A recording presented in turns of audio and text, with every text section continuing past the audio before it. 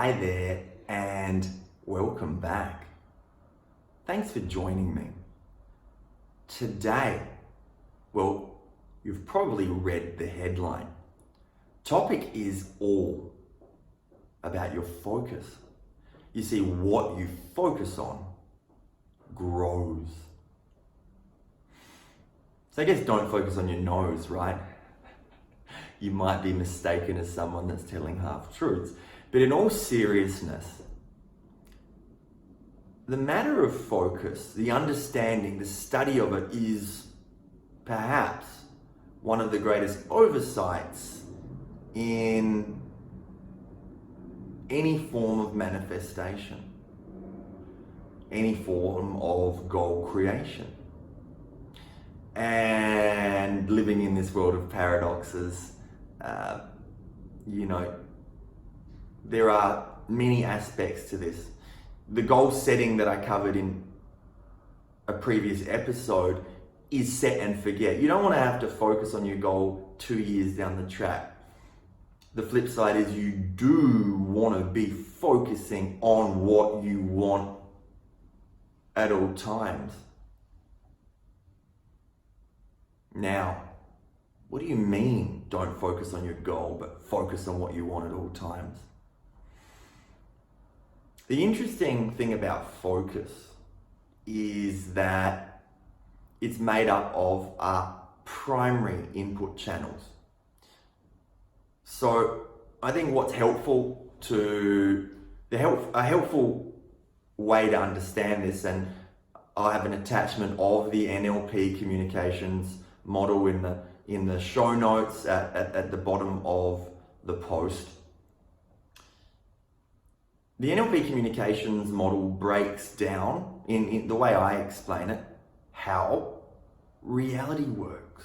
And I know that's a small topic to cover in a short amount of time, right? But in all honesty, it's one of the easiest ways to understand that. Now, we're going to have to discuss the unconscious mind just briefly in order to get to the fundamentals and the explanations that are pertinent to really drive the importance of focus home. I don't know if you've ever heard the term in behavioral psychology that if a human being was able to take in all of the information coming into our primary inputs at once, or if we were forced to have to take all that information coming into our primary inputs at once, that our heads would basically explode.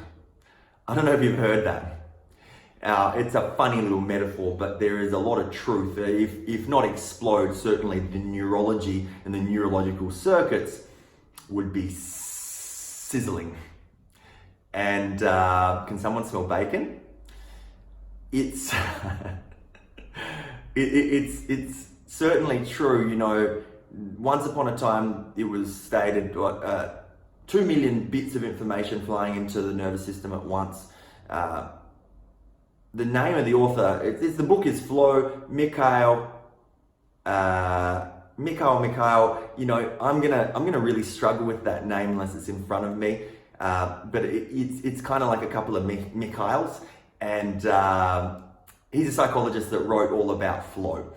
And fascinating book. And back then he'd stated that it was 2 million bits. More recently, information's coming in that it's 13 million bits.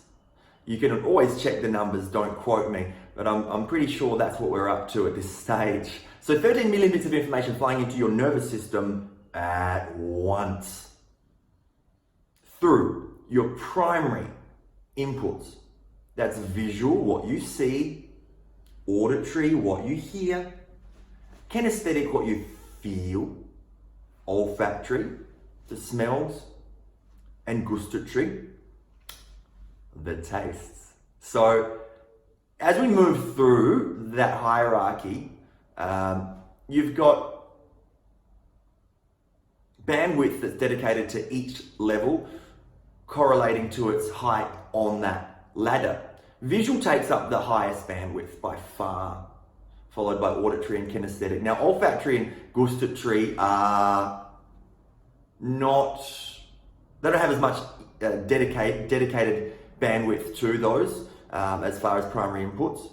And then of course self-talk, I left that out. We call that AD or audio digital in NLP. But ultimately, I mean, you think, especially visual and auditory, primary inputs, you know, there are some schools of thought that suggest that kinesthetic is derived. So your feelings aren't actually, they're actually derived from your visual and auditory primary inputs. So that would suggest that certainly the rest may or may not be too. But there's a lot of information coming in. A lot of information through your visual and auditory. And as that information is coming into the mind, well, it becomes deleted, distorted, and generalized. Most of that information is deleted. There is a lot that gets distorted, and then of course to manage that information, the easiest way to manage tons of information as far as the unconscious mind is concerned is to generalize it. Now often a great example will be, I'll talk to clients in clinic when I'm teaching them techniques of how to permanently resolve anxiety and the specific way to make them bulletproof from anxiety. And how we go about that is firstly understanding, like I'll be teaching clients or students that you can't resolve, or you can't work on, more to the point, general anxiety. You can certainly resolve it, but you can't work on it. You know, to resolve general anxiety, it's a byproduct of working on the smaller pieces. It's again back to that phraseology. How do you eat an elephant? Exactly. So you know, to try and work on general anxiety, it's futile, it's folly, because it is literally like trying to swallow and digest that whole elephant at once. You got to break it down into pieces. The key to understanding this is knowing that, hey, if I'm feeling generally anxious, it's more than two things. It's the bills, the deadline, the things that I told myself I was going to do that I didn't. You see where I'm going. So if you are generally anxious, you make a list. Specific, and then you do the process on each one, because that's how the mind processes information. Siren. I wonder if that was picked up on the video. But you know, maybe, you know, this is alarming to you that the mind generalizes. It does. So knowing that it generalizes information from the perspective of that therapeutic application that I mentioned, it illustrates and makes it really clear to understand that, hey, the mind is constantly generalizing, and this is just one of those aspects that's helpful in understanding our focus. So there's a process of deletion, distortion, and generalizing, and then after that, well, our mind, there's a bunch of filters that you know, perceptual filters that information goes through to eventually, I'm not going to go too deep in that now, that's a topic for another video, you know, whether it's the values or beliefs or attitudes and so on and so forth. What we're left with is, in NLP, we call an internal representation, shorthand being an IR. And that's basically pictures or movies that we make in our head. Did you know that you made pictures and movies in your head? A lot of people don't, actually. A lot of people aren't aware of that. And again, that comes down to primary representational systems. If you're highly visual, you might be more aware of that. But many kinesthetic people that I talk to, or at least the people that identify or seem to be in that bracket, or live or choose to live in that bracket more often than not, kinesthetic primary representational systems don't always see those pictures as much. The human beings, we're all making them in order for you to do anything. In fact, in order for you to open up the app, whatever you're watching me on, whether it's Facebook now or perhaps later on the YouTube channel, or whether you're listening to it on the podcast, either way, you had to make a movie first to open Facebook, go onto YouTube, or open that podcast app, whether it is Apple or Overcast or Spotify. There's movies behind everything we do. Think of them as the GPS coordinates that we punch in before we do anything in life. And those movies ultimately are our focus. So if we boil it down, you've got all of the information coming into the mind. It becomes deleted, distorted, and generalized, and moves through a bunch of filters that leave us with a picture. There's a direct correlation between your focus, your emotional state, your physiology, and therefore your outcomes.